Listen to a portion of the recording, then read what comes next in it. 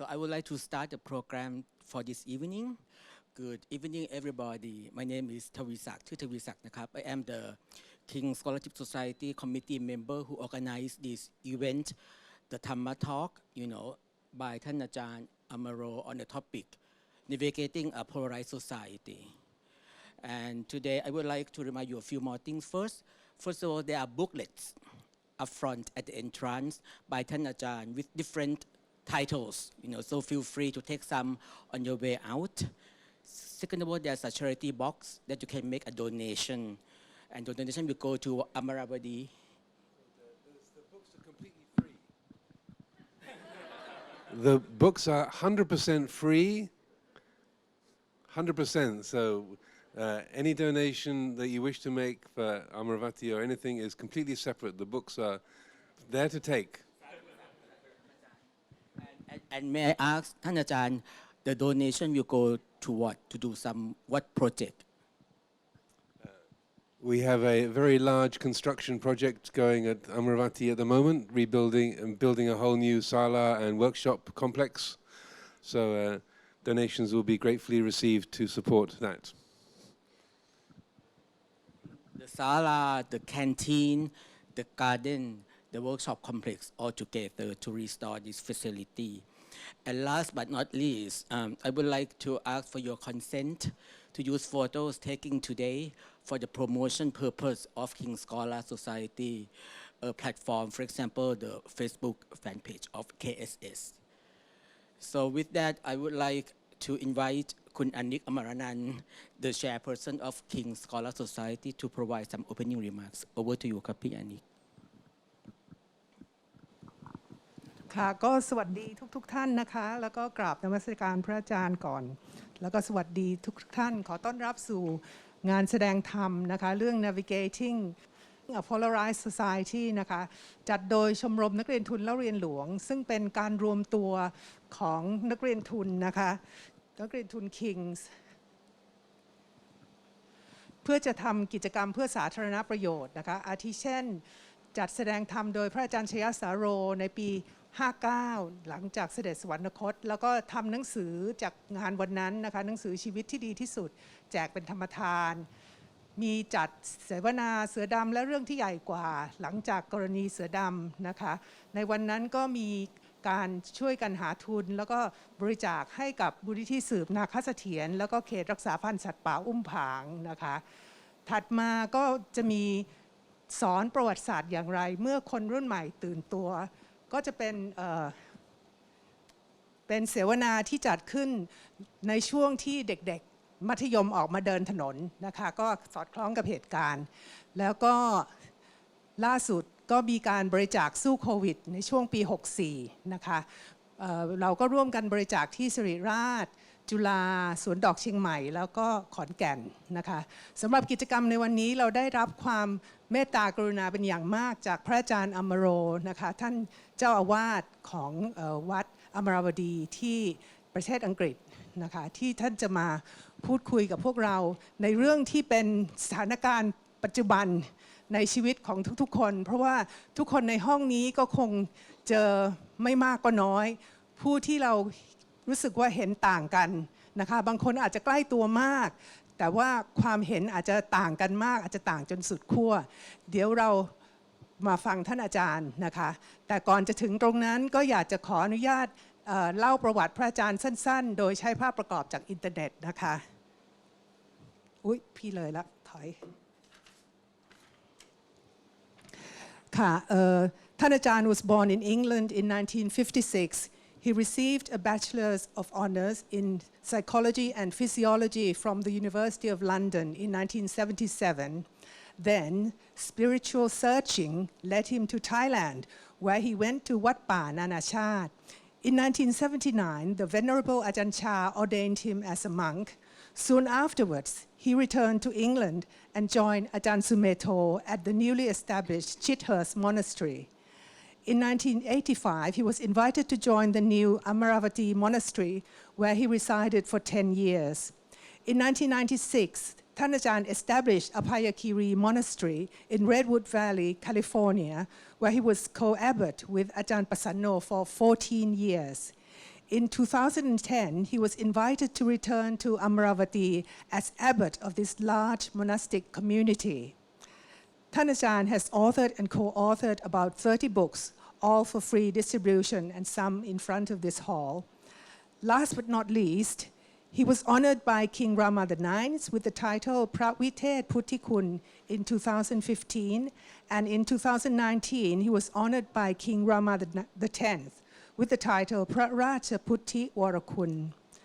Without further ado, let us hear the words of wisdom fromท่านอาจารย์ on this very topical subject, navigating a polarized society.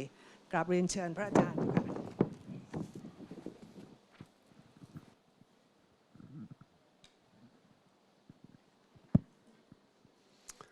So I'm very happy to be here this evening with the King's Scholars Society at the invitation of Kun Anik.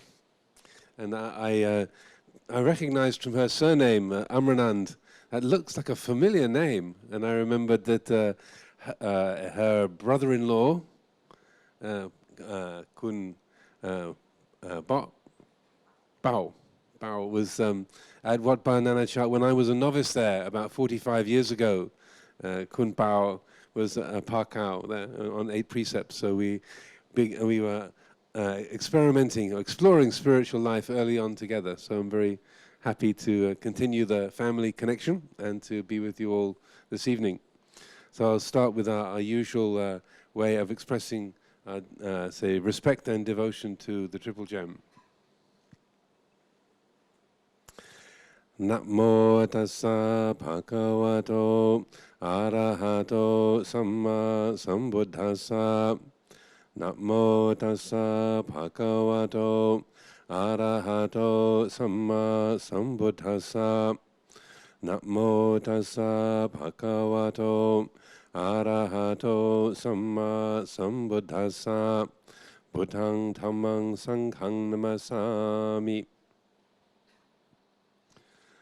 I also should apologize that my voice is a little bit unclear as I came down with a cold yesterday. I was in Italy with a large group of people for the Plukpata Sima, establishing a Sima boundary at Santa Citarama Monastery in Italy, and there was a gathering of about 100 monks and several hundred lay people, so I picked up a bug, a cold from somebody along the way, but hopefully my voice will be clear enough for everyone this evening.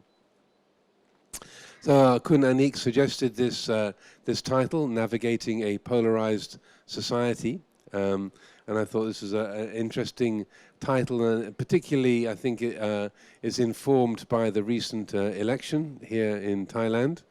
I live in the UK, in England, and so I don't pretend to have any kind of detailed knowledge of Thai politics, but I did pick up through people's conversations and through a certain amount of the media that there is, say, that sense of polarization or instability, difficulty with, say, and concern about how Thailand is going to be governed, how the country will evolve and develop with the two leading political parties.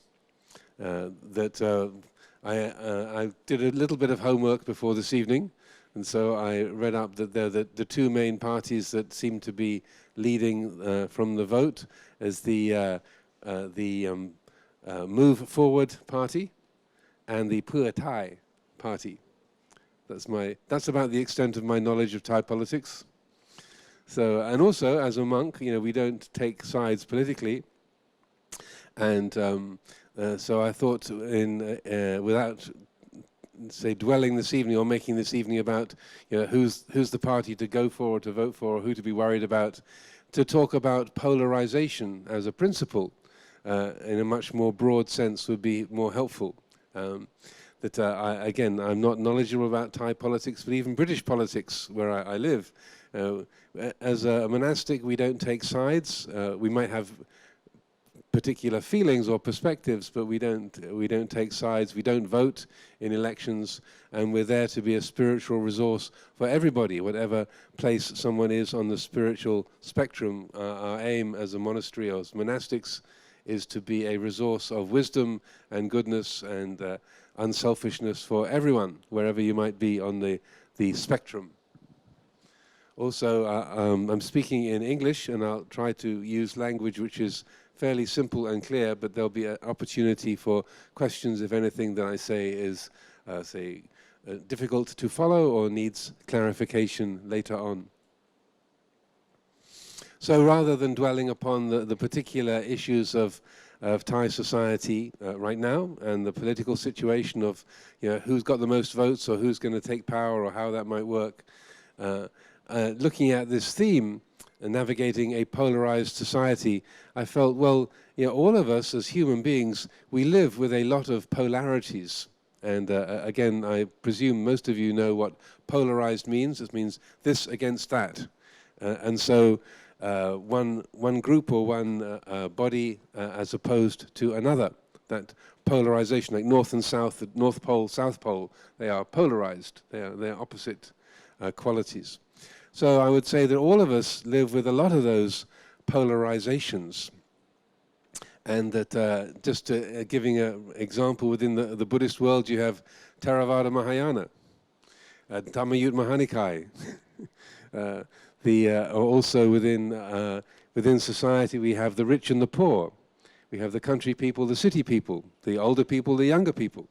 There are many different divisions that we all live with, and all of these areas of concern. People have come to me or other monks and nuns in the role of teaching and say, oh, what do we do about the divide between the rich and the poor, or the old and the young, the traditionalists and the modernists? How do we find a place to meet? Because it's so easy for us to become in a state of conflict, that we think, I'm right and they're wrong. We've got a problem with them.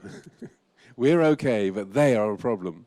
And so this happens in so many different dimensions of our lives, even in the family. The brother who's trying to get all the money from the parents. I'm not reading anybody's mind. I haven't looked at your Facebook pages, but it's kind of statistically likely that there are conflicts in families with this sister or that brother, and we find ourselves opposed. That polarization, that opposition. So I thought to look at that process this evening as a general principle, so then we can apply it both in the political sphere here in Thailand, or within our family, or the business world, or wherever it might be useful. Even within monastic life, as I say, you have the forest monks, the city monks, the Thammayut Mahanikai. And in the time when Luang Por Chah was teaching in the 1970s and 60s, there was a lot of conflict or competition, polarization in Thailand. Monasteries, are you a Satipatthana monastery or are you a Samatha Vipassana monastery? Which group do you belong to? And so Luang Por Chah spent a lot of time saying, where people would take a stand, saying, this is a Vipassana monastery. This is what we do. And they, no, we're a Satipatthana monastery. This is what we do. And we're a Samatha monastery. This is what we do. He would say, these are all teachings of the Lord Buddha. These are all about the same mind. These are all just upai, skillful means that we use to work with this one mind of ours. We don't need to create a fight or create a opposition. But yeah, even within the realm of forest monastics or spiritual practitioners, you can still take hold of an idea, a principle, a practice, and hold it in an unskillful way, so it becomes a cause for conflict, for difficulty. So that's what I'd like to look at this evening, and we can open up for discussion later on.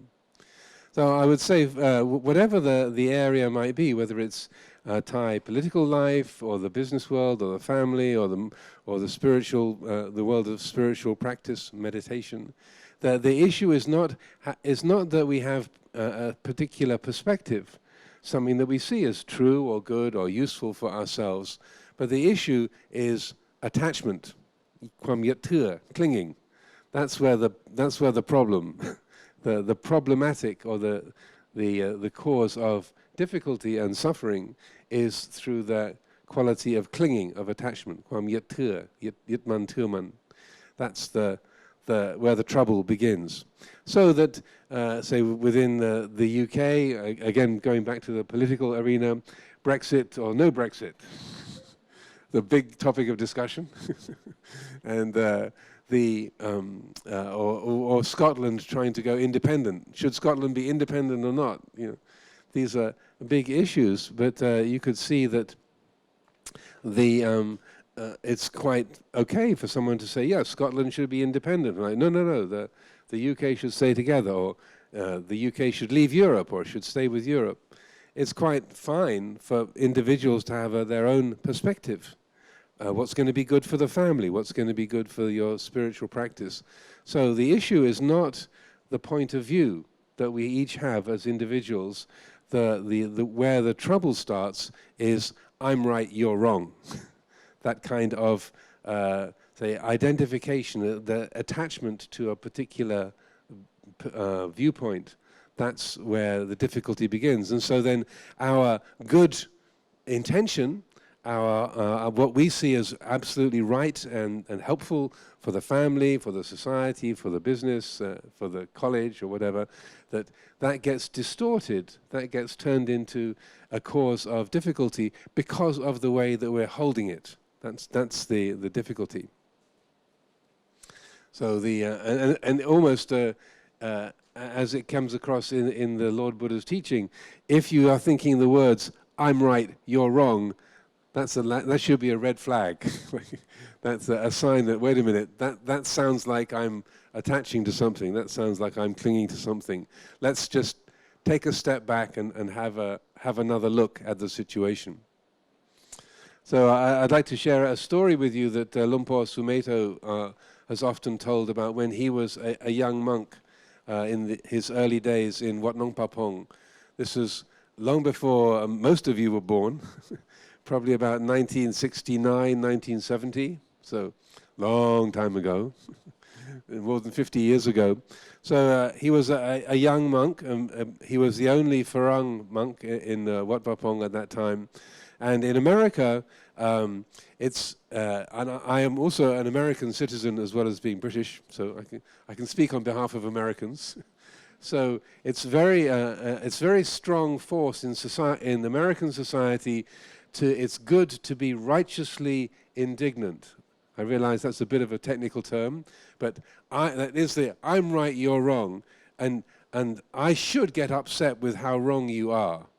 So that means to be righteously indignant is like, you're wrong, and I have to set you straight. And in America, that's quite praised. To be righteously indignant, you should. They have a saying there: if you're not angry, you're not paying attention. It's an interesting kind of declaration. So it's quite natural for Americans to be righteously indignant and to feel that they're doing a good thing to be that way. So at this time, there was a monk who had arrived fairly recently at Wat Nong Papong, Ajahn Chah's monastery in Ubon. And this monk was very loud-spoken. Now, I know most Thai people are very, very quiet, very modest, and are very gentle with each other. This is not to be making too many generalizations. And as quite a loud person myself, you know, I realize that people vary. But this particular monk was very loud, very outspoken, and often used quite bad language. And so when he arrived in the monastery and was say, fitting in with people there, the young Ajahn Sumeto, Tan Sumeto, was thinking, oh, this monk is really loud. He speaks really, when he talks, he's really noisy, and I don't understand the language very well, but wow, I think that's a really rude word to use. He shouldn't be talking like that. And as time went by, this monk didn't seem to adapt, but carried on being loud and irritating. And then the young Tan Sumeto noticed that other monks would tend to avoid him or move away when he started talking. And so he was puzzled. He thought, why doesn't Lumpur set him straight? You know, he just seems to let him carry on. And this isn't right. Something should be done about this. And so because Lumpur Cha would be there when this monk was talking to the whole group or making a lot of noise, and Lumpur was just would just kind of let him let him run. And so after several weeks of this, the young Tansumeto was quite sort of, something should be done. This is not right. And so Lumpocha went away to visit one of the local branches, I think. And so at the fortnightly recitation, the Patimokkha recitation that we have every 2 weeks of our rule, at the end of the recitation, the senior monk will say to the group, does anyone have any business they wish to discuss? So normally Lumpocha would be the senior monk, and if anything was to be brought up, he would receive that. So on this occasion, young Tansumeto he knew Lumpocha was going away, and he'd made a list, all the things that were wrong with this loud monk. And so he decided, okay, if Lumpocha is not going to do anything about it, I'll bring it up with the Sangha anyway. So that when I think Ajahn Liam was leading the group, said, so any matters to discuss? So then Tansumeto says, yes, there's something I'd like to bring up. And then he went through his list of all of the things that were wrong about this loud monk. And he was accurate. So he reported things that he had heard.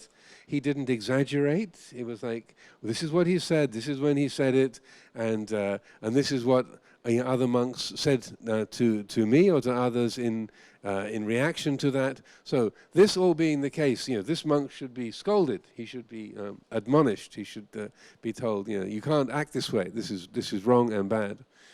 So he really embarrassed the loud monk. He's sitting right there with the rest of the group, and he made him really embarrassed. Nadek, ching ching. So he was really shamed in front of the whole group, and he's looking at the floor through the whole of this time, and so when Ajahn Sumedho got to the end of his delivery, then Lumpo Liam, who's very, very upeka kind of person, said, "Oh, thank you, Tansumedho. I think we've heard what we need to hear." Joke. That's enough.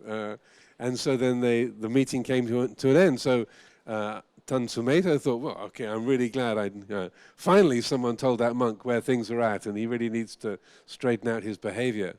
But what happened was within a day or so, that monk packed up his bowl, took his robes, and left the monastery before Lumpocha got back. Just bye. He took off. So then when Lumpocha returned a little while later, news came to him pretty quickly about, where did the loud monk go? Oh, well, Lumpo, we have to tell you. Tansumedho really gave him an earful at the last Patimokkha. And so Lumpocha waited for the right moment and then summoned Tansumedho to have a little chat with him. Just the two of them talking together. And he said, Tansumedho, what you did with that monk at the Patimokkha meeting, that was really wrong. Do you think I didn't realize how loud he was? Do you think I didn't realize how bad his language was? Of course I was aware of that. And do you think it was an accident that I gave him that amount of space? Because this was the last monastery he could live at. He'd been kicked out of every other place he'd been living. So this was the last practice monastery where he could stay. And now you've shut the door on him. So you have to accept the fact that you've closed the door on the practice of Dhamma for him. So that's on you, Sumedho. So he felt, okay, I didn't realize that. And so that the comment that Lumpocha then made, he said, you were right in fact, but wrong in Dhamma. Yes, he's loud. Yes, his language is really bad. And yes, all those things were true. So all your facts were correct, but your attitude, the tasanakati, was aggressive, that was destructive, that was filled with dosa, with aversion. So what I wanted to share with you all this evening on this theme of navigating a polarized society and dealing with polarities is that principle of, yes, we can be right in fact, but wrong in Dhamma. Like, yes, our information is correct. Yes, the issues that we care about are important, and yes, we want to do something about it in the family, in the society, in the workplace, wherever it might be. But what is the tasanakati? What is the attitude? How are we picking that up? Are we right in our attitude in the Dhamma as well as in the information that we have, or the material that we're speaking about? So this, I feel, is a very, very helpful teaching, very short teaching that Lumpocha gave to the young Tansu Meto, but it stayed with him for many, many years, and he realized, oh yeah, it's so easy to be right in fact and wrong in Dhamma. You get focused on what's wrong with that person, or what needs to be done, or what I want to get, and you don't notice the attitude behind it. In the Karaniya Metta Sutta, the discourse on loving kindness, the most of the teaching is about metta bhavana, spreading how to spread loving kindness to all beings. But the last verse, the last 4 lines of the Karaniya Metta Sutta, they address these qualities of clinging, of attachment, in a very direct way. Those of you who are familiar with that teaching, it's probably the most commonly recited Dhamma teaching from the Pali Canon in the Theravada, the southern Buddhist world. But you'll have noticed perhaps that the last 4 lines is a kind of change of gear. And the Pali goes, Ditincha anupagamma silava dasnena sampanno kame suvinaya gaitang nahigabba sayang punareti ti. So by not holding to fixed views, the pure-hearted one, having clarity of vision, being freed from all sense desire, is not born again into this world. So it's a change of gear from the teaching about loving kindness, and in a way it's saying, if we really want to practice loving kindness, if we really want to embody that kindly heart, what needs to happen is to let go of clinging. And so that there are these 4 different types of clinging that the Lord Buddha spoke about, that are spelled out there in that last verse. By not holding to fixed views, that's talking about dit upadana, the attachment to views and opinions. Ditti means views and opinions. So by not holding to fixed views, the pure-hearted one, having clarity of vision, being freed from all sense desire, is not born again into this world. So the second one, Silavadasanena, is about clinging to the conventions that we have. Silapata paramasa is the long Pali word. So this is the attachment to not just religious conventions about how to recite Namo Tassa or how to bow properly, but Lumpocha would expand that Silapata paramasa, attachment to conventions, says this is the conventions that we have in society. What are the right clothes to wear? What is the correct side of the road to drive on? What is money worth? These are all Siddhapata, these are all conventions that we live with. And he would use the example of money. He'd say, you take a piece of paper and you print a pattern of ink on it and you say, this is 10 baht. You print a different pattern of ink on it and you say, this is 100 baht. So just because of the pattern of ink, this piece of paper becomes worth 10 times as much. This is Silapata Paramasa. This is the conventions that we create. And he would say that, if we wanted to, we could make chicken dung the currency, instead of paper money or plastic. Nowadays, even paper money is old-fashioned. So they have plastic money or just digital money. They'd say, well, you could use chicken dung as money, and people would fight and argue over how much chicken dung they've got. So these are just, we give something value and then we fight over the resources. So that clinging to conventions, this is the right thing to do, this is the wrong thing to do. So then the next one is kamupadana, which is clinging to sense pleasure. This is what I like, therefore it's good. This is what I call beautiful, therefore it is beautiful. So that clinging to what we call sense pleasure, kamupadana. And then the fourth one, these four kinds of upadana, four kinds of clinging, is attavad upadana. So that atta is self. So this is basically clinging to ego and pride, like I want this, I am this. Don't you know who I am? That kind of, I'm the professor, I'm the consultant here, I'm your father. This is what I am. That attavad upadana is about ego and pride, and again, these another area of clinging and attachment. So I would say that how we get polarized is through these four different kinds of clinging. So clinging to sense pleasure, clinging to conventions, clinging to views and opinions, and clinging to ego, to self-view. So those are the, and you could probably find a few more areas, but that covers most of it.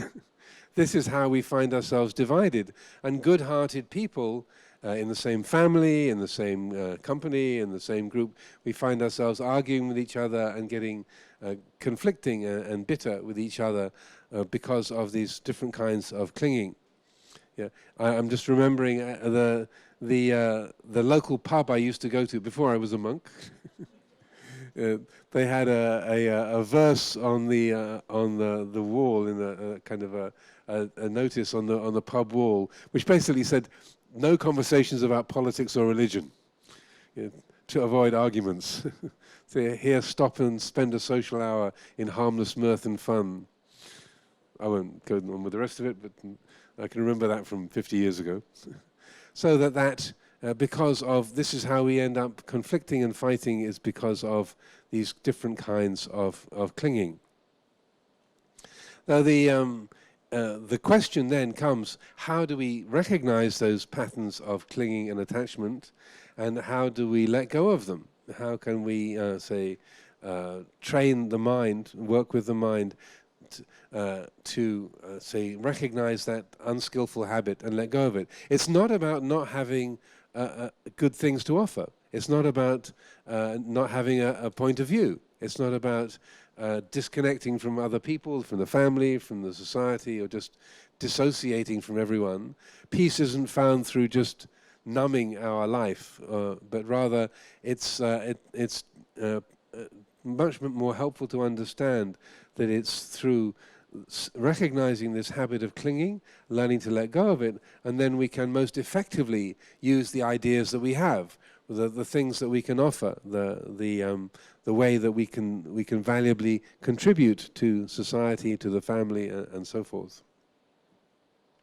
So another teaching that I thought I would share with you this evening that's very significant from the Prasut, from the Pali Suttas, is a discourse called the sweet morsel, the Madhu Pindaka Sutta, also known as the honey ball. And this is a very helpful teaching about meditation and perception.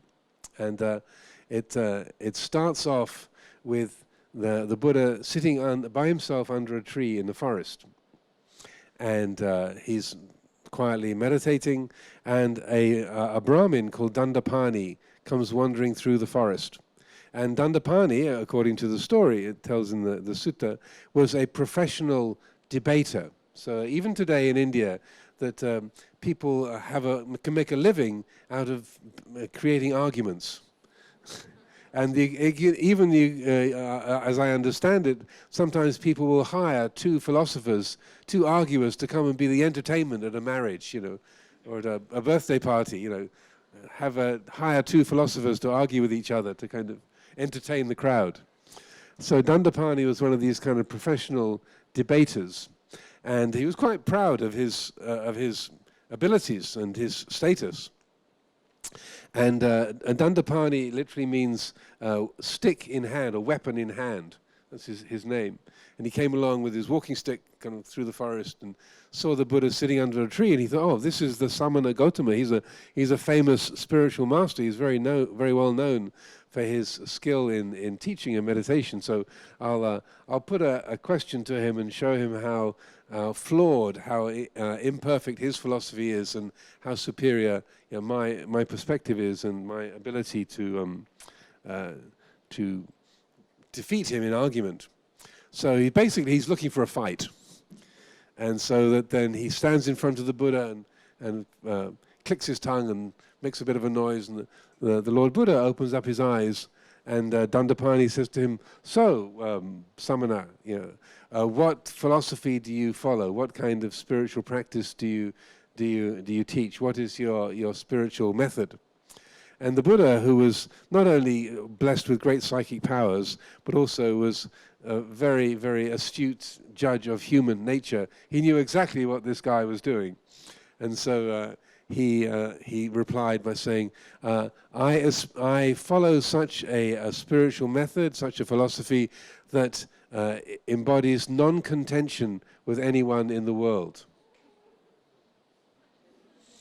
Basically, I'm not going to argue with you.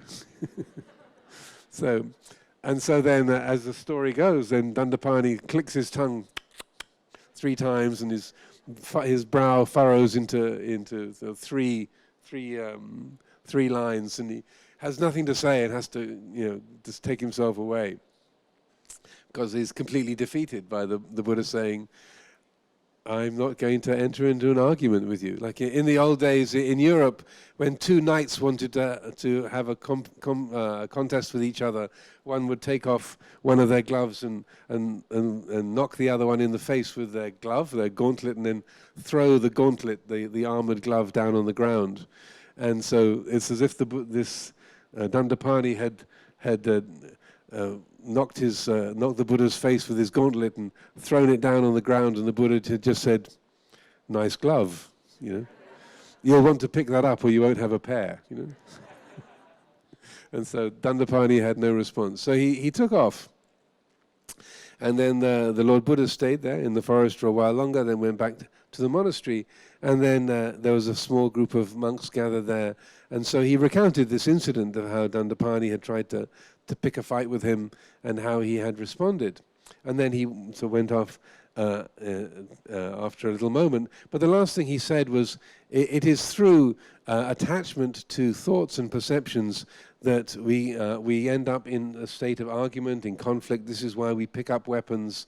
This is how we contend with each other. This is the source of all conflict in the world. And then he went away and went to enter the Ganda Kuti, went into his kuti and left the Sangha alone. So I thought, oh, that last thing he said was really interesting. So attachment to perceptions and thoughts is the cause of all conflict in the world. How does that work? So then they thought of Mahakachana, one of the great arahants, and Mahakachana was famous for being able to explain in detail the brief statements that the Buddha had made. That was his kind of particular skill, as a kind of one who was gifted at elaborating the Lord Buddha's comments. So they said, let's go find Mahakachana. He'll be able to spell this out for us. So they went to his kuti and described what the Buddha had said and the background to it. And Mahakachana then gave this wonderful teaching.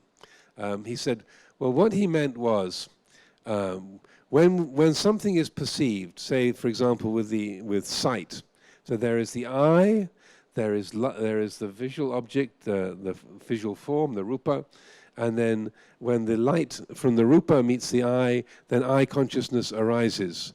And the coming together of those three, the sense organ, the object, and the eye and the consciousness arising, that is phassa, that is sense contact. When there is sense contact, there is immediately feeling, pleasant feeling, painful feeling, neutral feeling. So one of those three will arise. Then following upon that feeling, there arises sanya. The mind then registers red or blue or green or moving or not moving. And that kind of perception is recognized by the mind. That's sanya. So the English word sign is related to the Pali sanya. So that, or in terms of neuroscience, it's like the visual cortex producing a particular pattern that says red or blue or yellow or moving towards, moving away. So then following upon that sanya, there arises thought, vitaka, conceptual thought. And the thought might be, that's red, or that's moving towards me. So that the vitaka, the thought, is the use of language and memory to describe what is being perceived. So far so good, so simple. Then, so that vitaka, that conceptual thought, that leads to papancha. And papancha is, in English you'd translate as conceptual proliferation. So this is the chattering of the mind that says, oh, that's a very nice red. Oh, I think I need that for my curtains. Oh, but I was arguing with my husband last week whether we really need new curtains or not. So papancha is that strings of thought that lead one after the other, after the other, after the other. So that in Thai language, or in the Isan, they were called as prungdang, the kind of flavoring the curry, that the mind getting lost in its own thoughts. And then that leads, at the end of that process, to what is called papancha sanya sankhar, which the Buddha or Mahakachana described. This is the whole array of thoughts and perceptions that beset the heart and create the sense of pressure between me here and the world there.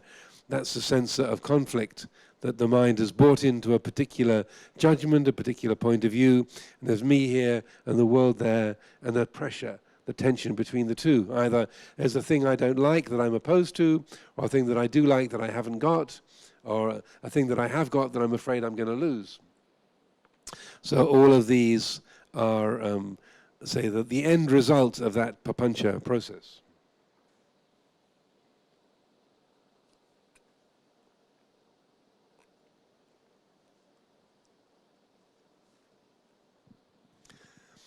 So this is the way that Mahakachana described, what the Buddha was saying, saying that's why it leads to conflict and contention. Basically, the more that we believe our perceptions as absolutely real, and our opinions that arise from those, then the more that we are naturally out of harmony with the other people around us, the world around us. We're more absorbed in our own version of the world and our thoughts about the world, so naturally we are out of harmony. Like if you're playing in an orchestra and you start to lose your hearing or you lose your vision, you can't keep watching the conductor, you can't hear what's going on around you, so naturally you're going to be losing the tune, you're going to be losing the rhythm, you're going to be out of harmony with everyone around you. So this process of getting lost in papancha, in the prungdang, that mental proliferation, is how we get in a state of disharmony with others, and then the more there is ignorance and the more there is ego involved, then the more that leads to conflict between ourselves and others. Like, you shouldn't be that way, or why have you got that? I want one too. That's not fair. What about me? So that this is how then Mahakachana explained, this is why getting lost in that process of perception and proliferation leads to taking up weapons, to conflict and argument and contention, the polarized society. And so then at the end of that discourse, then Ananda, who was part of the group, was very inspired and thought, that's a really fantastic explanation. That's really, really good. I better go and check with the master to see if he agrees. And so then Venerable Ananda went to pay respects to the Lord Buddha later on, and Ananda had perfect memory, perfect recall, so he recounted the whole of the explanation that Mahakachana had given, and the Buddha said, that's exactly how I would have explained it. Mahakachana has put it in the precise words I would have used. And Ananda was very impressed by that, and he said, well, this is wonderful, this is an amazing teaching. It's like a sweet morsel, it's like a ball of honey. What should we call this discourse? And the Buddha said, you can call it the honey ball discourse. So from that time, from Ananda being a bit over-enthusiastic, which he often was, then it became called the honey ball, or the sweet morsel sutta ever since. So if you're interested to look that up, it's sutta number 18 in the Majjhima Nikaya. So it's a very helpful teaching in terms of spiritual training and in terms of our practice. So that the if we recognize this is how we get lost and how we end up conflicting with others, and our good heart is getting buried in our say contention against other people in this polarized state, then one of the ways that we can work with that is when we notice that we are arguing, or we're in that I'm right, you're wrong. You know, if you were different, I would be happy. You know, you need to change, so I'll be happy. If we find ourselves in that kind of a state, say, well, wait a minute, how did I get to this particular opinion? How did I arrive here? And one of the practices that are very closely related to this teaching is called tracing things back to the origin, or also called tracing back the radiance. So when you find your mind in that state of a conflict, judging someone or getting caught up in aversion and hatred and tension about some other, then if you follow the train of thought, okay, how did I get here? And you realize, oh, I'm getting lost in this criticism about this political party, and where did this begin? And well, I've been thinking about this for the last 10 minutes, but what was it that caused me to start thinking about this? And you think, well, where was it? I was just on, just at the beginning of Sukhumvit, just come onto Sukhumvit, and I saw somebody in a red shirt, or a yellow shirt, and I saw that color, and I thought, oh, and seeing that color of that shirt, before that moment, my mind was quite peaceful. Then I saw that color, and I thought, red shirt. And then that whole story began. Look at that. It was just the eye perceiving light, and somebody, when they put that shirt on that day, probably thought, it's a clean shirt. They're not making any kind of particular statement. They just put a shirt on because they needed one. That was it. And my mind made this whole story out of this shirt, or a yellow shirt, or a purple shirt, or I'm not sure what the current colors are for the Pheu Thai party or the Move Forward. Probably different colors now. Orange, there you go.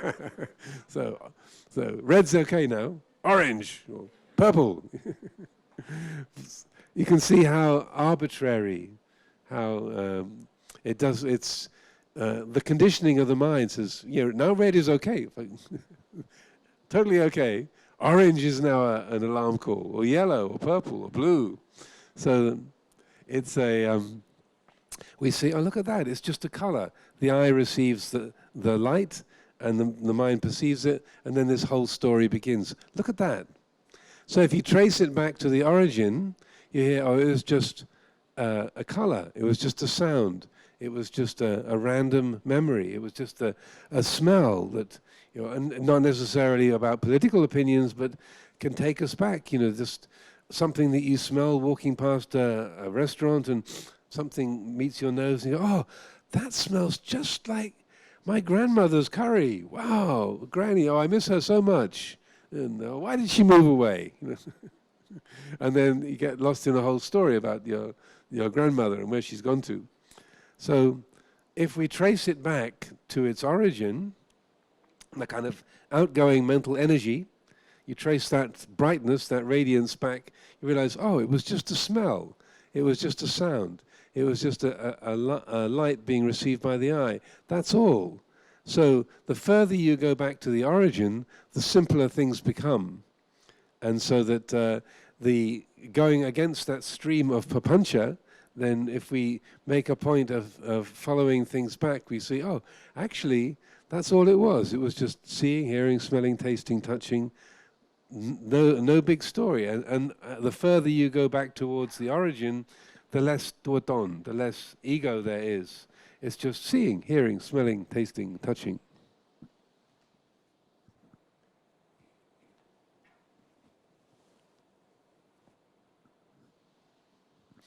So another related teaching in this respect, let's see, I've been talking for about 40 minutes or so I'll just speak for a little bit longer, and then we'll open things up for some questions. So another or related teaching that I feel is very helpful to consider is a dialogue between the Lord Buddha and a wanderer called Bahia. Some of you might be familiar with this teaching. So Bahia was a notable spiritual teacher. He was a leader of a different spiritual group that was out on the northwest coast of India. And he thought that he was an arahant. He was under the impression he was a totally enlightened being. And was the leader, the teacher of this group of his Luksit, his disciples. And then one night this Devata appeared, who had been a relative of Bahia in the previous human life. And so appeared to Bahia and said, well, you're under the impression that you are an arahant, but actually you are not. And you're not even on the path to arahantship. So I'm just want to inform you of that you're not doing anything that will help you to arrive at arahantship. So sorry about that. So then Bahia asked, to his credit, rather than, who do you think you are? he said that, well, are there any arahants in the world? And if so, where are they? And then the Deva said, well, actually there is. There's this monk, Gautama, it's the Samana Gautama, who is indeed a great arahant and a teacher, and he's living near Savatthi in the kingdom of Kosala. And so, to Bahia's credit, he started walking then and there, just that night, to set out to go and find the Lord Buddha. And he walked something like 200 or 300 miles across northern India to get to Savatthi. And then he arrived in the early morning, and the Buddha was on the alms round in the streets of Savatthi. And so then Bahia saw the Buddha and knelt down in the dust of the street and said, "Venerable Sir, you are the Samana Gautama. Please teach me what you know." And the Buddha said, "Bahia, this is we're on our alms round. This is not a convenient time for teaching. Please come and visit at the Jetavana later on." He said, "Venerable Sir, life is uncertain. No one knows when they might die. So please teach me the Dhamma." And this being a Buddhist teaching, they go back and forward 3 times. So after he asks a second time, the Buddha says, "This is not a convenient time."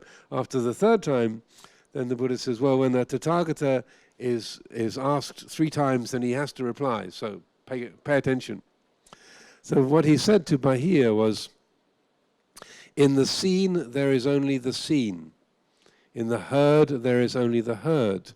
In the sensed, there is only the sensed," like the smelling, tasting, touching. "In the cognized, in the thought, there is only the thought." This is how you should train yourself. When you recognize that in the seen, there is only the seen, in the heard, there is only the heard, and so forth, then you will recognize that there is no thing there, that the world of material objects is empty.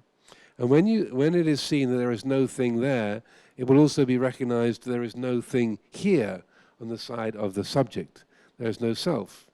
And when there's a letting go of the subject and the object, you will not be able to find yourself in the world of this, in the world of that, or any place between the two. This, Bahia, is the end of suffering. And this it's a subtle teaching, but a very powerful one. And Bahia became an arahant right there, listening to the Lord Buddha's teaching. So he got the kind of award for the one who understood the Buddha's teaching most quickly. And so that he literally heard that brief teaching and ended all suffering right there.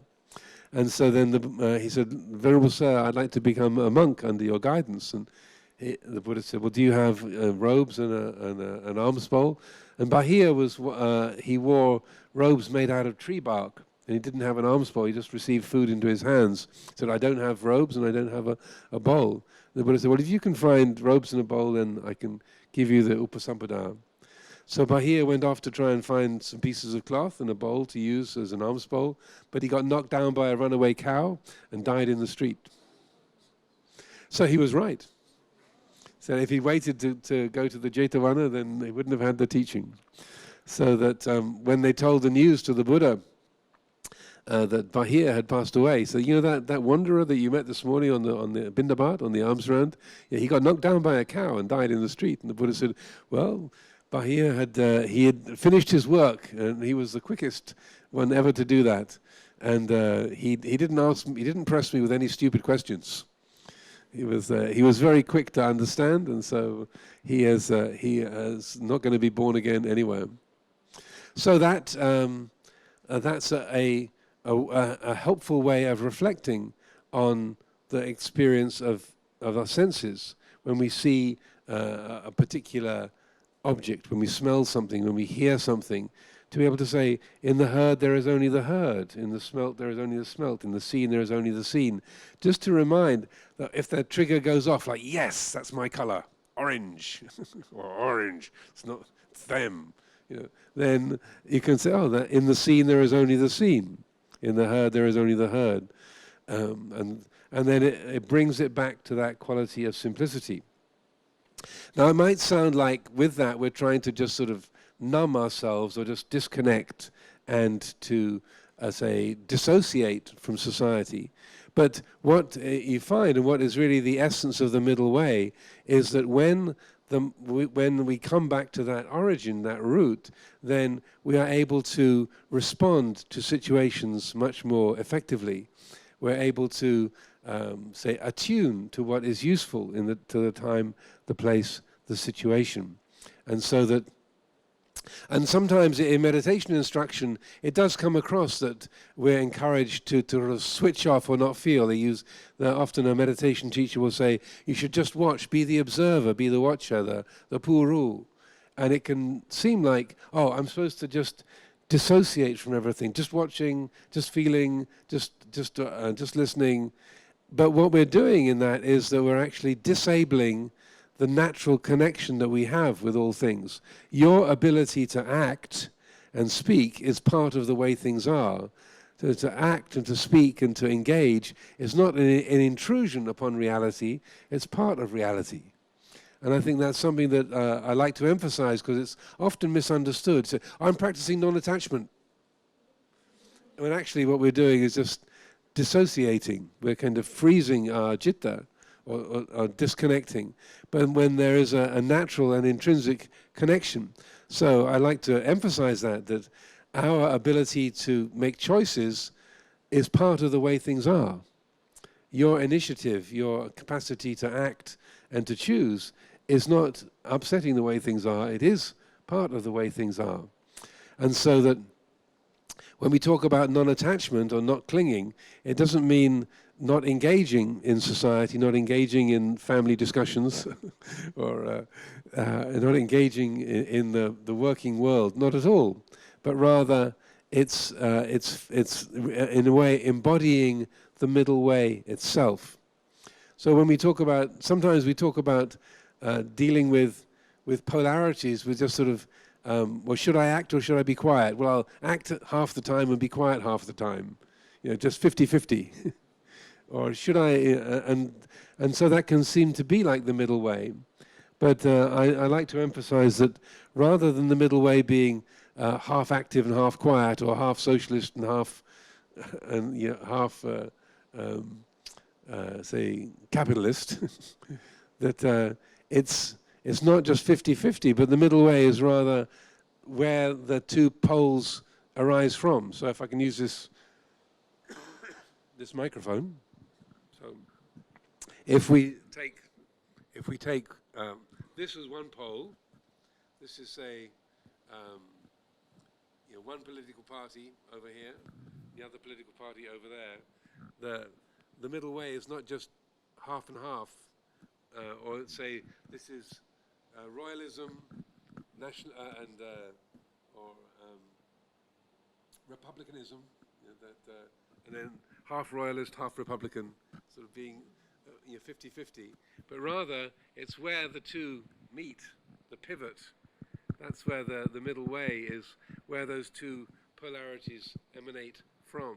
So the middle way is not just, say, between activity and passivity, half active, half passive, or half royalist, half republican, half Brexit, half European, but rather where the middle way is a quality of attention that is completely attuned to the present moment, And so that the middle way is not just 50-50 of taking action or not taking action, or acting half the time and being quiet half the time, but embodying that quality of attunement.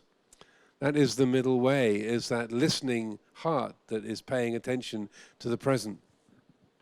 So those of you with the King's Scholars Society, I imagine that most of you have some education in English literature, a little bit perhaps, and if you have, you're probably aware of some of Shakespeare's plays, and amongst those you might have heard of Hamlet, which is a tragedy of Hamlet, Prince of Denmark. There's a famous speech in Hamlet where he's trying to decide what to do.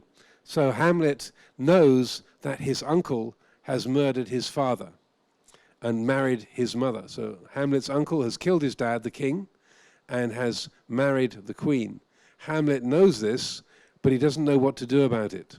So there is this speech where he gives, which is very famous, where he says, "To be or not to be, that is the question." And it's in kind of classical English, but I can translate it for you. So he says, "Whether it is nobler in the mind to suffer the slings and arrows of outrageous fortune, or by taking arms against a sea of troubles, or to take arms against a sea of troubles and by opposing end them."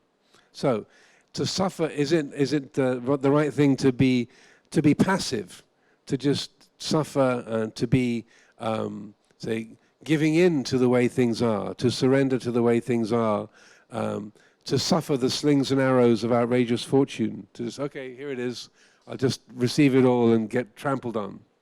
Or should I oppose, to take arms against a sea of troubles and by opposing end them? Should I contend against the way things are? Should I attack my uncle and depose him and reveal the truth that he killed my father? Should I just be quiet and shut up and pretend none of it's happened? What should I do? But so you have these two polarities of, do I capitulate, do I surrender to the way things are, or do I oppose the way things are?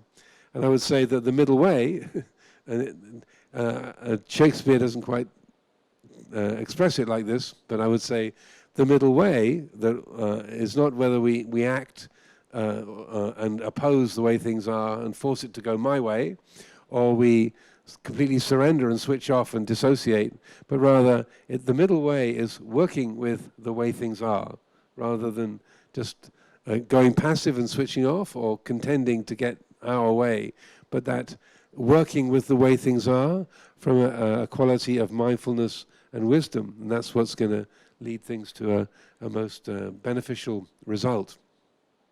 So to finish with the last thing I'd like to offer is the way I like to talk about that kind of attunement is to use the phrase unentangled participating, just two very long English words.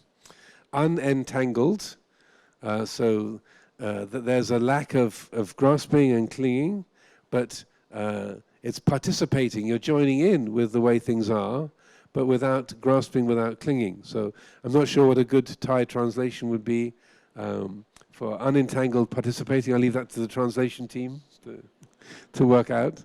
But it's also, Ajahn Sujito called this hands-on letting go, which is a bit of an easier way to digest that. Hands-on letting go, unentangled participating. So we're engaging in the family concerns or the society, the particular issues that are live, that need to be attended to, but without that quality of grasping and clinging. So we're not just trying to switch off and not be involved, like I'm just viveking, I'm just retreating, but we're prepared to engage, to speak up, to use our own initiative, our own perspectives, but with an attitude that is free of grasping, free of clinging, free of attachment, and then that will be what brings, I would suggest, the most beneficial results. So I offer these thoughts for consideration this evening.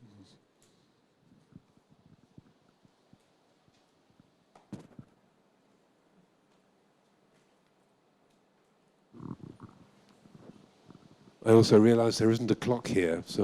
Thanks ครับ But, So we have about 20 minutes for questions or comments. So anybody would like to, okay, please. I need to pass the microphone around because I don't want to climb up and down all the time. Sorry.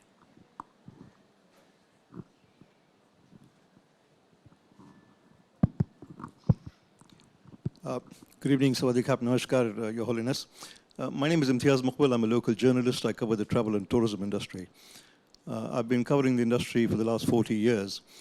And in a way, it epitomizes many of the contradictions that you very clearly and succinctly outlined, include particularly the issue of polarization. On the one hand, the travel and tourism industry is very vital to this country's economy, creates enormous amounts of jobs, poverty alleviation schemes, etc., etc. But on the other hand, there's a darker side which is directly related to the promotion or the involvement or the entanglement of the 7 deadly sins. And I don't need to go into those. It's a contradiction in terms, and sometimes I find myself deeply troubled by some of the things that I see. There is an economic value. On the other hand, there is a senior social and cultural side. As a country, how does one reconcile that? Two completely different polarizations, but sometimes it creates an enormous moral and ethical problem, particularly for journalists like myself in reporting the two sides of the story. And I would really welcome your advice, Your Holiness, in trying to overcome that. Well, I've never been called Your Holiness before, but I'll endeavor to climb over that. For want of a better word, Your Holiness, Your Eminence. So the short answer will be with mindfulness, because everything that you write, I mean, I'm not a journalist, but I have done a lot of writing, so everything that you write is written in the present moment, and it's in respect to a particular issue, so that if you say have a column that you're contracted to produce for a newspaper or a magazine, and then they say, oh, we need a piece about XYZ, then to raise that as a genuine question within your own heart. Okay, what's valuable to say about this? What are the downsides? What is to be encouraged? What seems to be a wholesome way forward? So that you're not pretending that the dark side is not there, and but you're also considering, okay, how can this be presented? I'm a journalist. This is my job to put this into words or to talk about this. How can I put this into words that encourages what is wholesome and beneficial and discourages what is unwholesome and unbeneficial? And so that with things like the 7 deadly sins and the darker side of the tourist industry, I'm not well acquainted with the details, but also you can talk about what benefits the society and the wholesome activities that tourists can engage in that bring genuine benefit and blessings to a society, and also tourist activities that have a very destructive and harmful effect. And so that those what they call non-bankable returns, I believe is the technical term, that the non-bankable effects of the way that we act, the choices that we make, and so encouraging those non-bankable human interactions and qualities that can be of benefit, and the ones that are destructive, to be discouraging those. But each situation is unique, so that you can't come up with a formula that say, oh, I'll always say this or I'll never say that. I would say that embodying that middle way is like, okay, so this is an interesting area. How can I talk about it here? What's going to be of benefit here? Because I have to take things into consideration. And so that being ready to attune to a unique or challenging detail. Like, for example, in the northeast of Thailand, before Ajahn came to join me in California, then he was very active in the Ubon area and helping to get some local social programs in place. So that the Western monks had been donated some land right by the Mekong River, and the local villagers made a lot of their money from illegal logging. And so that then the Sangha kind of moving into that area, where then Ajahn Pasno realized that in talking with the locals, they didn't want to be engaged in illegal activity, and they wanted to preserve the forests, but it was the only way they could get money in that area at that time. So he realized what he needed to do was to create some programs that enabled the villagers to have alternative livelihoods. So he established some local industries, so like broom making and such like, that and setting up workshops in the villages, so they had an alternative stream of income. You couldn't say, stop cutting trees and then expect to live a healthy life with your families. There had to be some kind of alternative way. Ajahn Pasno did not become a monk in order to develop broom factories. But then considering that, well, this is the situation in this particular area, what can we do? What's possible here? And so it was to his own surprise that was a way to go. But it was quite successful and gave an alternative funding stream for the local communities. So that being ready to think outside the box and look at each situation in a unique way, I think that's also part of it. You can't generalize. Good question. If none of you can remember where the argument started, that could be a reason to say, let's just drop this. None of us can remember what the initial problem, and sometimes there are ancient feuds that are like that. It's like, can we actually remember what this argument was in the first place? Like, well, if we can't even recall what it was about, shall we just bury this? And at the end of the Patimokkha recitation, the monk's rules, there's a list of 7 ways of settling conflicts. And the last one on the list is covering over with grass, Tinavatara Koti. So that if there's no other way of settling it, or you can't remember what the whole thing was about, let's just cover this over with grass and leave it leave it be. So that if a conflict is persisting, also to explore that with each other, it's like to say, well, we seem to be at odds with each other, and it's not so much about what the original problem was, but how rude and how unkind we've been to each other over the last 10, 20 years. So one way forward with that is that to say, to make the gesture of asking for forgiveness, whether I was in the right or in the wrong, please, for anything that I've done or said in the last 15, 20 years, or however long the conflict has lasted, I'm sure that I've said and done things that were out of order, so please, I ask for your forgiveness. And if someone says, no, I won't forgive you, then that's, at least you've made the gesture to try and to let things end. I hope that's helpful. In Hawaii, they have a principle in some of the Hawaiian islands. There's a principle called Ho'oponopono, which is when you can't come to an agreement, you agree that you can't agree. It's like everyone says, this is completely irreconcilable, so we'll put this in the Ho'oponopono category. Okay, we all agree to say this is unsettleable. Okay, we're good, let's go home.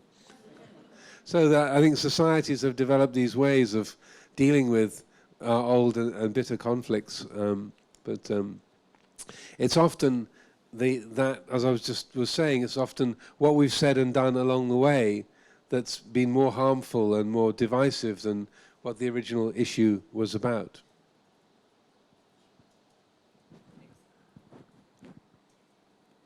Venerable, hi. As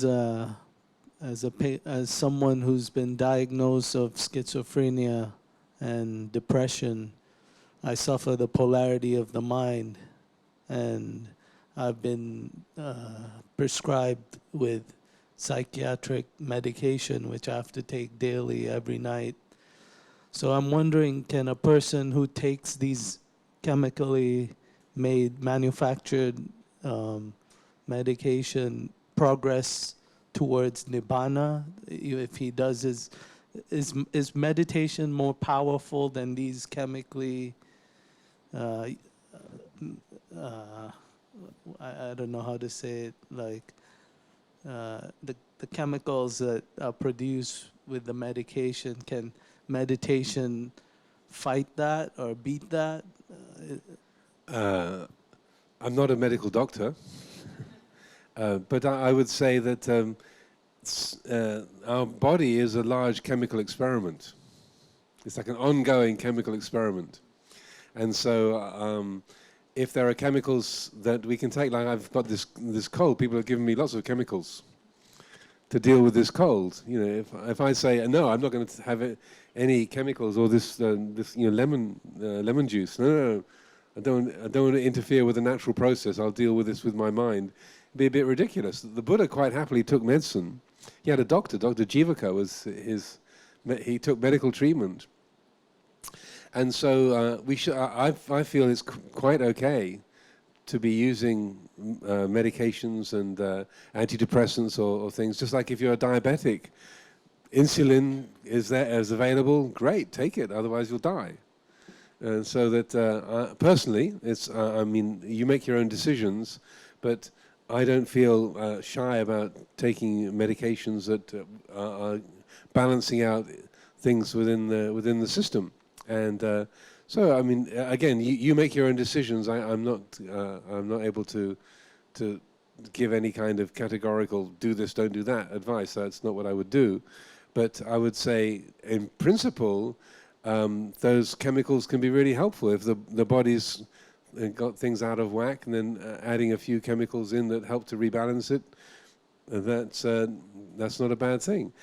Everything does depend on the attitude that we have towards that, and the way that we work things. But I remember when I was living in the States, one of the people who was the most regular sort of friends and supporters of the monastery, she said, this was about 15 years ago now, she said, Ajahn, I've become a Zoloftian. I said, what's a Zoloftian? She said, well, I've been prescribed, I've had depression for the last 40 years, and I've been prescribed Zoloft, and this is having a fantastic effect. It's like this kind of, this dark blanket has just lifted off my brain. And so I'm not sure if I'm a Buddhist or I'm a Zoloftian now. And so talking with her, and her husband is a psychiatrist, you know, and so they're a very well-informed family. And so she was talking about this in quite a matter-of-fact way, how, you know, that is it okay that I just taking these medications, this has this radical beneficial effect. It just makes everything so much clearer, so much more helpful and workable in my ordinary daily life. And so in that respect, I said, well, you know, you're the one who's measuring it, if you can see there are those beneficial effects, obviously you treat those things with care, but you can't pretend it's like having lived in a sort of a dark, dank little space, and suddenly, you know, the lights are on and the windows are open and you've got fresh air after 40 years. So if that's your experience, well, don't have to pretend that it's not happening or that it's not a pleasant and helpful change. Again, it depends on how you handle that, or you become sort of dependent or carried away by that. But I thought that was a very informative discussion that I had with her. I said, well, you know, if you're feeling all these beneficial effects, then fine, great. It's just like if you had diabetes and suddenly you had insulin available, great. You know, it means you can function much more freely in your ordinary everyday life. So make hay while the sun shines, as they say.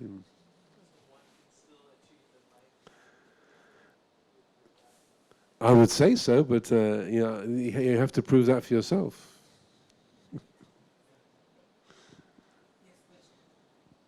Yes. Yes. Can you elaborate on on your principle of unentangled participation? Because for me and for many people that I know, we choose to participate on issues that we find important or that resonate with us in some ways. So in other words, it seems that the act of participation requires that we attach ourselves to the issues in some ways. So how can we participate without being actually entangled by what we participate in? Yeah, it's a good question. Again, I would say it hinges a lot around attitude. So if you realize, if you have the attitude that the way that you're taking hold of a particular issue or a particular principle, if there is a lot of ego in that, like I am this is what I'm doing, I want this to succeed, then it'll probably lead to more conflict. If there's the attitude, well, this is a skillful means, it's not the answer to everything, but it's a tool that can be used. So let's use this tool. It's not who and what I am, but it's a tool that can be used to have a particular effect. Like Lumpur Cha was a very sincere and dedicated and strict Theravadan monk. And his monastery was very, very rigorous standard of Vinaya discipline. But when you met him, you had this sense that he was not limited by the robe or by Theravada Buddhism or by Buddhism at all, just that nothing limited him. And he was extremely respectful for all the traditions and the robes and the fitting in with the Thai society. But it was really clear, just in the way he spoke and in his manner, that he was not identified with the conventions he was using. That he was, and he would talk about holding but not clinging. So he would hold the convention but not cling to it. So he would quite happily sit here and say, there are no Thais here, there are no foreigners, there are no women, there are no men, there are no monastics, there are no lay people. These are just conventions that we create and we get lost in them. And that and he would mean it, absolutely. He would say there aren't any men or women here.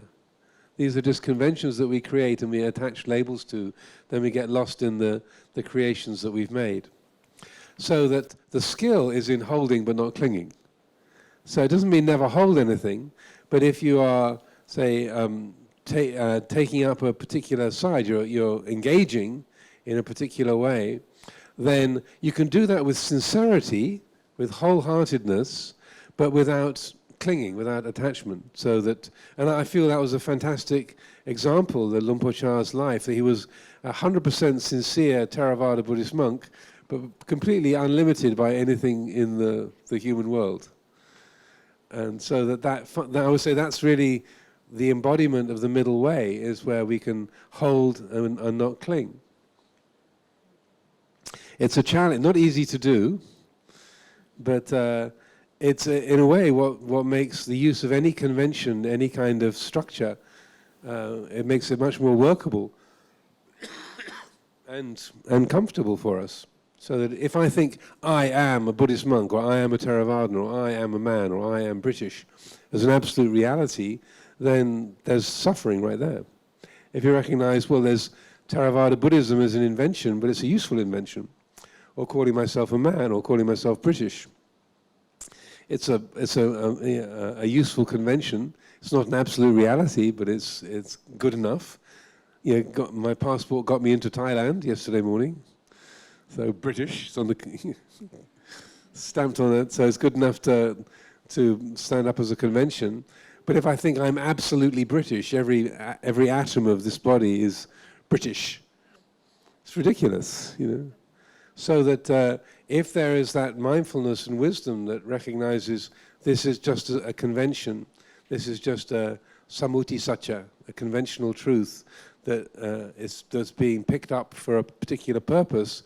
That if you say, like, no, I do belong to this party, you know, this is my company, you know, this is my family, I am this, then that to the degree that the mind is grasping that identity is the degree to which polarity is being created. If we want to get to the place where there's no polarization, the middle, then it's recognizing that yes, I belong to this party, my name is on the document, but that can't be the whole story. That's just a set of conventions that we use for a particular purpose. Hi, the red shirt here. Hi. I have no question.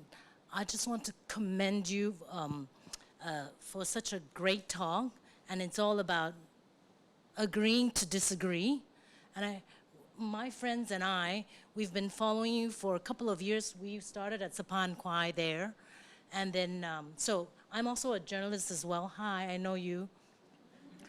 I wish that this tape, whatever you said just now, could be replayed in the US Congress, and maybe at the British Parliament. Perhaps maybe Russian President Vladimir Putin should hear about this so that Ukraine wouldn't have to suffer. It was a very good talk. Thank you very much. And I hope you excuse me for using the red shirt example along the way. I wasn't thinking of you, but I just... No, I'm the rainbow color, you know, pride for LGBT. So red is just so that I look bright today. Very good. Thank you. For this particular talk.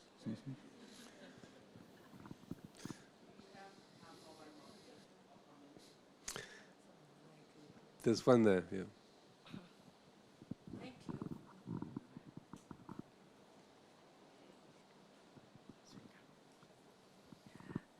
Swadika, พระอาจารย์ I also would like to thank you so much for enlightening us today. I have a quick question. I am an economist. I'm a researcher. So my job is to actually analyze things that go on in the economy in an unbiased way.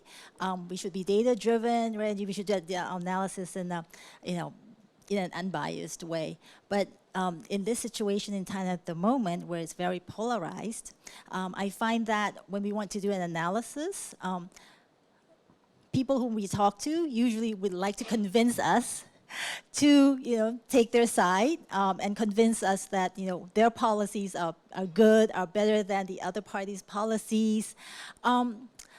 So I think back to what you said on the fact that, we can be engaged, but we don't need to cling.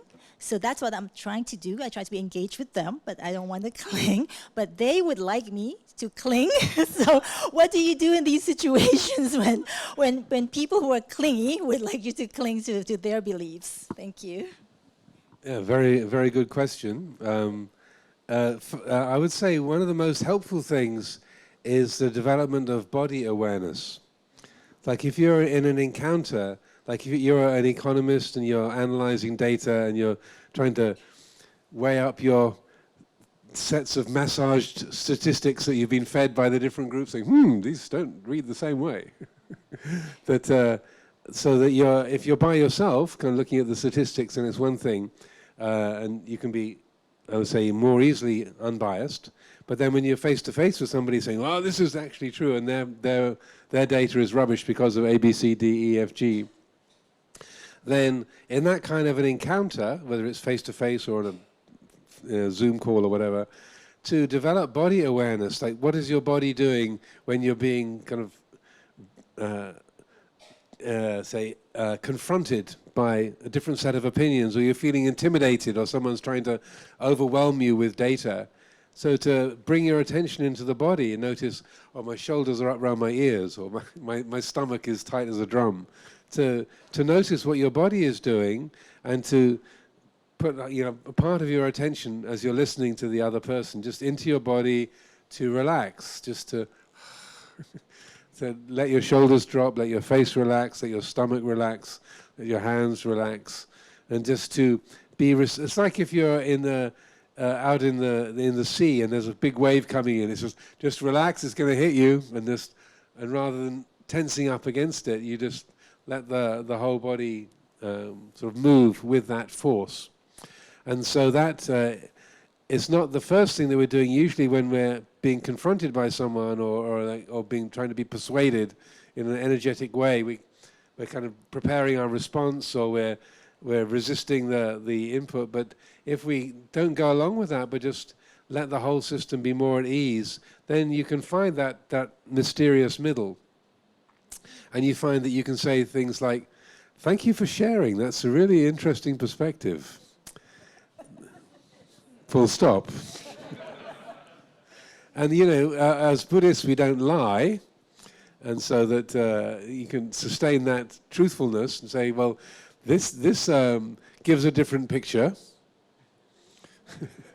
You're not saying I agree with you or I disagree with you. But if they say, well, but you agree that this is right, that these are the correct figures. You say, well, I understand that that's your perspective.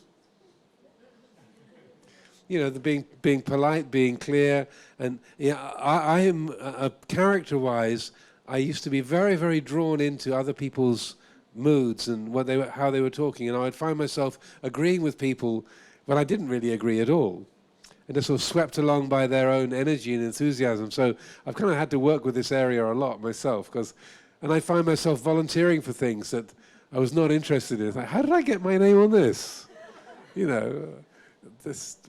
Why me? Well, so that way of politely receiving what's being given to you, but not feeling you have to act on it or validate it. Just saying, well, I understand this is extremely important to you. And just leaving it at that. And so, and then you're coming from a place of kindness, of respect, and the more sincere you can be in that, then the better the system will work. Because it's really, I would say, you're putting mindfulness and wisdom into the chair, you know, the chairing that particular encounter, and then, and if the other person says, well, you know, but we've got to have an answer by the end of today, or you've got to validate this. This is so important. You say, well, I understand that it's important to you, or that's part of your schedule. Have a good day. So that you're being polite, you're being respectful, you're being sincere, but you're not being drawn into where other people are at. And so sometimes people can say, well, if you don't agree with me, then you're opposed to me. You say, well, you're totally entitled to that perspective. I don't feel that's the case, but if you want to hold it that way, that's your business. And so it takes quite a bit of mindfulness to. But the more you develop that body awareness and the body is really at ease and settled, then it makes it much easier to respond in that way, where you're not being dismissive or like, oh, you're upset, aren't you? You know, like, go away and leave me alone. But rather you are coming from a place of sincerity, but you're not intimidated by somebody else's mood or enthusiasm or kind of threat. And I've been in that kind of encounter a few times where someone says, well, if you don't agree with me, then you hate me or you oppose me. I said, no, I don't have any opinion about you. I just don't agree with what you're saying. Okay. Sure, yes.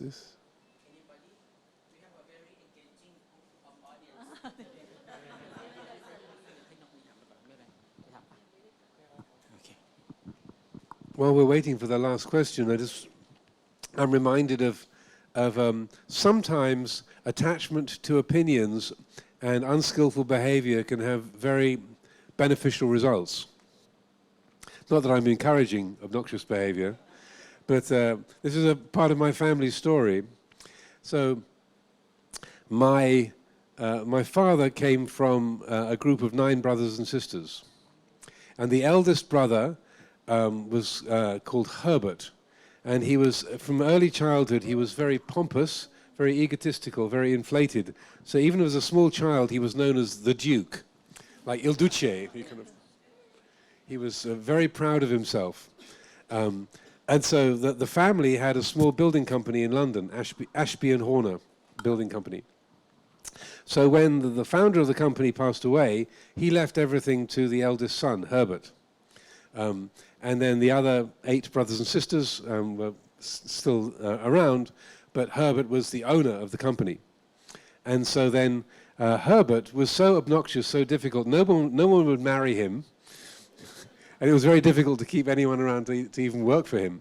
So when he went away on holiday, my great aunt, Catherine, who was one of the younger sisters, she thought, well, he's so obnoxious, he's so difficult, no one can live with him. He's the head of a building company, his house is a mess. It hasn't been redecorated for years. The roof is a mess, the paintwork's all worn down, the front door is all peeling. We should redecorate his house while he's away for a month. So my great aunt Catherine set to work and they did a renovation job on his house while he was away. This did not go down well. So when the Duke returned from his holiday, and he saw that his house had been redecorated without his permission, and his comment to the other siblings was, if you can waste money on all of this, then you don't need any from me. And he was particularly aggrieved at the colour of the front door. So my great aunt Catherine was in the doghouse, as they say. Anyway, cut a long story short, when he died, the only one of his siblings that he felt had not been part of this dreadful plot to ruin his house was his younger brother Leonard. So when he died, he left everything to his brother Leonard. Leonard had two children, Isolene and Frith. So the son Frith, he died in the First World War. So after that, by about 1916, he had one child, Isolene. Isolene Horner was unusually at that time a scholar of Sanskrit and Pali. She was the only academic in the family. She had by chance met the founder of the Pali Texas Society when she was 12, and he was impressed by her and said, young lady, when you grow up you should study Sanskrit and Pali. So she did. She was a student at Newnham College in Cambridge, and so then when her father Leonard passed away, then all the money from the company came eventually to Isolene. And so Isolene, by that time, was the secretary of the Pali Text Society.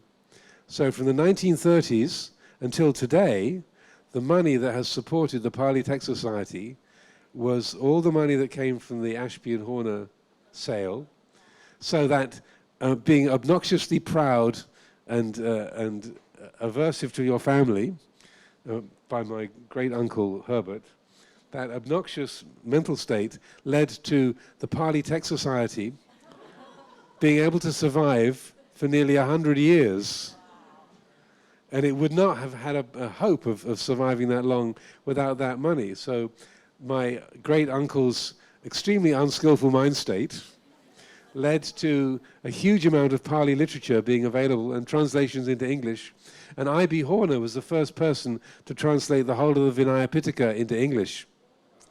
So when I showed up at Wat Bananachat in 1978, and I saw these Vinaya books on the bookshelf translated by I.B. Horner, I thought, I wonder if she's a relative. Oh, ha, ha, ha, ha, ha. That's likely. And then when I got back to England a couple of years later, I found out from my father, he said, you must take after my cousin Bobby. I think she wrote a book about Buddhism. So I found out she was the same person. So sometimes attachment to views and being obnoxious can have good results, but I don't recommend that you try that, because it is rare in the world, but it's a beautiful feature that the Pali Text Society is, the result is survived because of my great-uncle's attachment to the color of his front door. So, okay, one last one. Yeah, Namaskaran. Can you hear me okay with the mic sound? Okay, yeah. Actually, I just come to state like working towards mindfulness. And the more I practice at work or in real life situation, just the less opinion I have. I just like, okay, do you have any comment on this?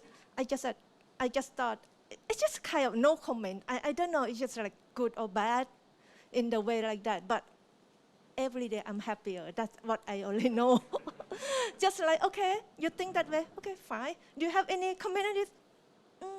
But that is that. And no, I don't have any opinion. I don't have comment on that. It's like that, but I don't really know that it's the way, or it's like thin line between ignorance and then being like what you call. Yes. Well, these things are not fixed, so it all depends on the tasanakati, the attitude. If it's vibhavatana, like I don't care, whatever, I don't mind, then if that kind of, it might bring a certain quietness, but if it's based on that aversion, vibhavatana, that pushing away, it's going to be painful eventually, because that'll become a habit, and then it goes into your relationships and the rest of your life. And so it's like any kind of a tool. It depends on how it's used moment by moment. And so you can see that right now, so that when you work in that way, it's more peaceful, okay.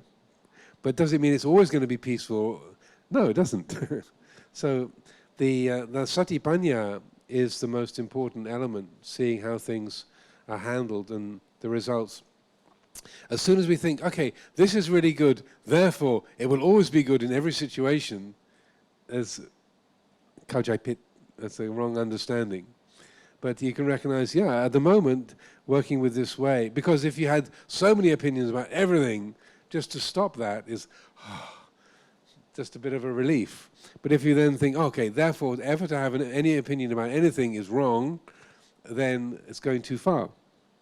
So the satipanya is that mindfulness and wisdom that it's highlighting, okay, that has worked, it's had this result, so what can I learn from that? What does that say about this situation? So you're not taking things for granted. And again, this was a great characteristic both of Luang Por Sumedho and Luang Por Chah, is that extraordinary skill about reading situations, reading people, not taking things for granted. So that one of the things that Luang Por Chah would often say is, "Duk on." Yeah, wait and see. Yeah, let's kind of have a look at it and duk on. Yeah, and just let's see how it turns out. You know, watch, be aware, see how things turn out, rather than being making assumptions about things. Yeah, and then followed by ไม่แน่ right? Yes, yeah. Because even when things go really well, you say, oh, this is great, this is exactly what I wanted, therefore this is good.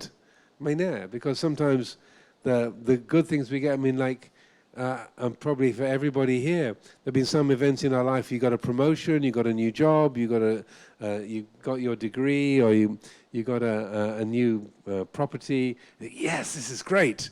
And then a year later, oh, what hua? You know, why was I celebrating? This is a nightmare, you know. It's the perfect house, but wow, I forgot about neighbors, you know. You know. Or that, yeah, it's a great job, but I didn't take into account the people I'd have to work with. Ooh, the other humans. You know, so that again, that mainer is don't make assumptions, don't take for granted, don't say that things are absolutely good. Okay?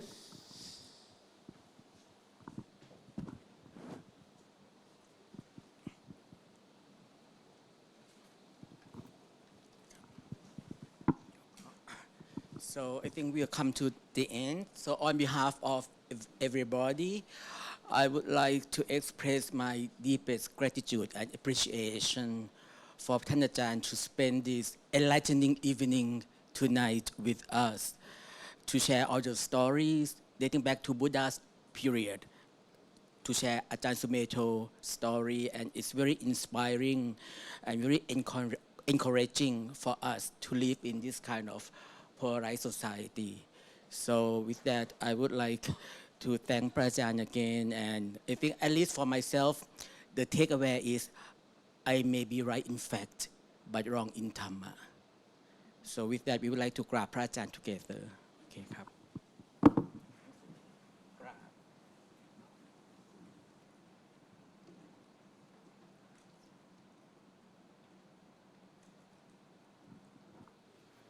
ขอบคุณมากๆครับสาธุอนุโมทนาบุญด้วยกันทุกคนนะครับ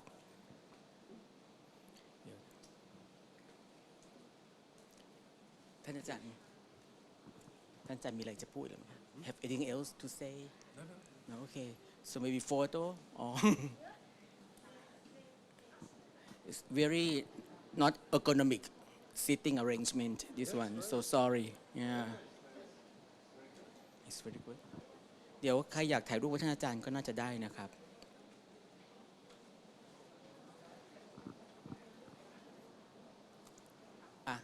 มาถ่ายที่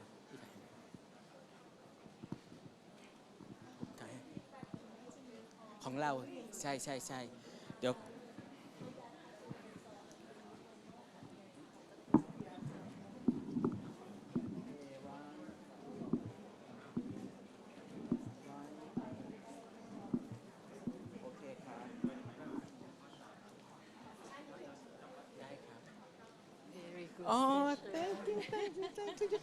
น้องฝันก็มาโอเคสวัสดีค่ะสวัสดีค่ะสวัสดีค่ะเชิญนักเรียนทุนแล้วเรียนหลวงเดี๋ยวประกาศเชิญนักเรียนทุนแล้วเรียนหลวงทุกคนมาถ่ายรูปร่วมกันหน่อยนะครับ